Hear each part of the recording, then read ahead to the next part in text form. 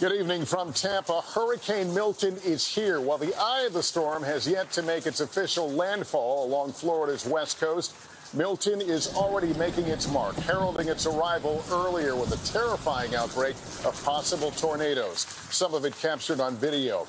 Most of the state right now under tornado watches. Where I am, we're already seeing what appear to be tropical storm wind gusts along with pouring rains. The storm has dropped down to a Category 3 in strength with sustained winds of 120 miles per hour, expected to hit the Florida peninsula still as a major hurricane, generating a life-threatening storm surge of up to 13 feet in places. Sail drone video shared by NOAA showed waves in excess of 28 feet and wind gusts over 75 miles per hour, 40 nautical miles from the storm center. 12 million Floridians are under flood watches tonight as we head into the evening. My team and I were out today as the race to save lives entered its final hours. With Hurricane Milton on a collision course with Florida's Gulf Coast, it's already unleashing dangerous impacts. That's crazy. Including an outbreak of at least a dozen reported tornadoes. That is a tornado. There it is. Wow. This one jumping the interstate. And this video showing a likely twister ripping through a front yard in Fort Myers. About 10 minutes ago, a tornado came ripping through here. This is a devastating tornado. It took out that 10,000 square foot red iron building. While a possible tornado in Stewart tearing homes apart. Tonight, drenching rain and powerful winds are already bearing down, with conditions only expected to deteriorate in the coming hours. It's around 10:45 in the morning. We're already seeing the first signs of flooding here along Treasure Island, Sunset Beach specifically. But what I really wanted to show you was this image. If you squint your eyes, you almost feel like you're looking at the aftermath of, say, a New England blizzard. It's not snow, of course, it's sand. This sand was driven off the beach during Hurricane Helene, literally burying cars and parts of houses. This is why folks are so concerned about the power of storm surge, that it can do that, lift all that sand and dump it here in the street. Tampa Mayor Jane Castor hopes her city will be spared the worst, but storm surge remains her biggest fear. As you've seen, the area is saturated completely. We just can't take that storm surge because it comes into Tampa Bay. There's nowhere for it to go. And then power is going to be a big deal. Power is going to be a huge deal. Today, with the clock ticking down towards landfall, crews raced to clear more debris from Helene, and hospitals made last-minute preparations. It's looking like the storm of the century.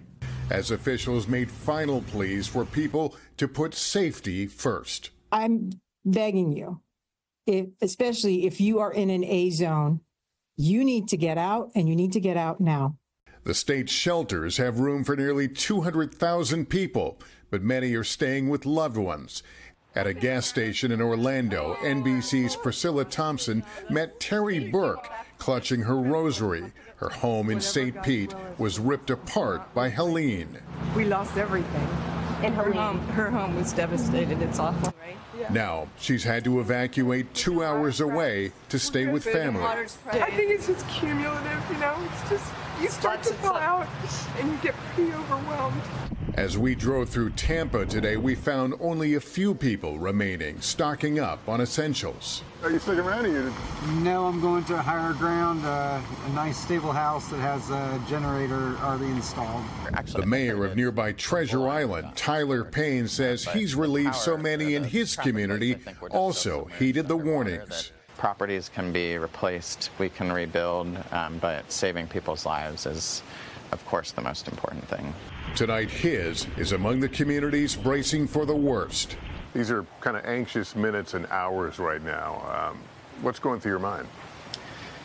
Yeah, I don't know, my mind is fried from just going through a huge storm and preparing for it. It's really surreal to be staring this down, just feeling for our residents that have already gone through so much loss, and now having to prepare for it again is just unfathomable. And we should really tell you that this is a wide impact zone just to the south. Sarasota may be right in Milton's bullseye. That's where Tom Llamas is tonight. Tom, we're really starting to feel the effects of the storm. I'm sure you are there as well. That's right, Lester. Over the last hour, the conditions have started to worsen here in Sarasota. The police department here just announced they are suspending emergency services because the winds are just too strong. There are sheets of rain right now, hurricane-force wind gusts that we've been experiencing over the last 5-10 minutes, but that's not even the big danger. The big danger is over there, the bay, that storm surge, a wall of water. It's like something they think they've never seen before, and it's already tonight hitting Naples. As Hurricane Milton rips towards Florida, water is already flooding the streets of Sarasota, the city bracing for a potential direct hit. We have winds that might be in the excess of 120 to 130 or more miles per hour. This is going to be an intense disaster for Sarasota County. Storm surge warnings are in place for nearly all of Florida's western coast, and Sarasota could be hit with 9 to 13 feet of water. Everybody is so tired already and already has storm fatigue. The rain is already nonstop in Sarasota, saturating the ground, and that's even before the storm surge moves in. There's going to be so much water in this area. That's why officials say in some cases it's unsurvivable. Storm surge is the deadliest hurricane-related threat. It occurs when powerful winds push water on shore. The initial rush of water and waves can rise suddenly. 3 feet of surge is considered life-threatening. At 6 feet, driving to safety will be impossible. The weight of the water can break through doors and windows. More than 10 feet of surge will inundate the first floor of homes and buildings. The water can sweep them off their foundations, and entire neighborhoods may be destroyed. Lines of ambulances packed roads early today as some hospitals and nursing homes work to get people out. Schools in Sarasota transforming into evacuation centers as emergency workers prepare for the potentially catastrophic storm.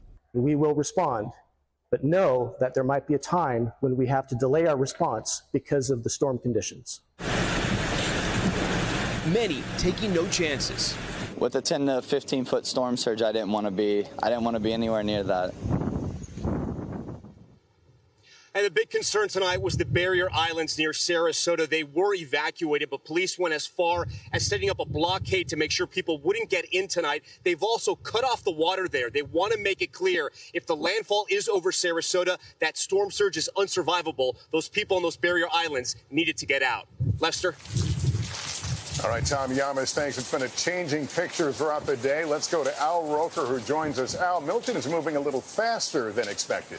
That's right, Lester. And in fact, this system now pushing to the north. The storm surge, again, something we're concerned about. 120-mile-per-hour winds moving northeast at 15. We do have tornado watches still in effect until 9 this evening. It makes landfall sometimes, we think, between 8 p.m. and 11 p.m. with tropical force winds. Right now, these wind gusts, 39 in Tampa, 48 in West Palm, Gainesville 30, and some places could see wind gusts of up to 127 miles per hour in Sarasota. The storm surge, again, going to be a big issue. We're going to watch that very closely. And then as we also watch to see what happens as far as the rainfall is concerned, we are talking about upwards of 18 inches of rain. We've got a flood risk that's going to be stretching from Orlando to the East Coast and back down to Sarasota, Lester. Still a very volatile situation.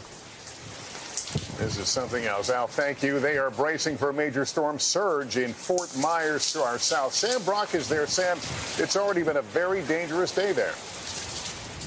Yeah, Lester, that's right. Tornadic activity, at least one reported by the Weather Service here in Fort Myers, leaving behind a trail of destruction. But right now, all eyes are on the water, specifically in the Caloosahatchee River behind me. Already, Lester, basically at street level. There are some 800,000 people that live here in Lee County. Half of them are under mandatory evacuations. And Lester, that extends all the way west to those barrier islands that are going to sound familiar. Fort Myers Beach, Sanibel Island, Pine Island. You're talking about folks who just went through something 2 years ago with Ian, where boats were hoisted above power lines, and for blocks and blocks and blocks, homes just obliterated. Now many folks just trying to build those homes back as Hurricane Milton is hanging in the balance. Back to you. Yes, Sam, folks going through a lot here. The coastal parts of Florida are not the only ones that will be hit hard by the storm. Farther inland, Orlando could face more than a foot of rain and major flooding. Priscilla Thompson is there for us. Priscilla, good evening. Yeah, Lester, here in Orlando, the rain has been coming down like this for the past several hours. You can see here the water already starting to pool near this drain, and this isn't even the worst of it. Across the city, businesses have closed, including major theme parks like Universal and Disney. And you may remember during Hurricane Ian, Orlando saw devastating flooding, and Milton is expected to be far worse with up to 14 inches of rain, which could lead to catastrophic flash floods. Officials in this county say they've distributed more than 200,000 sandbags and have also pre-positioned pumps to help get that water out.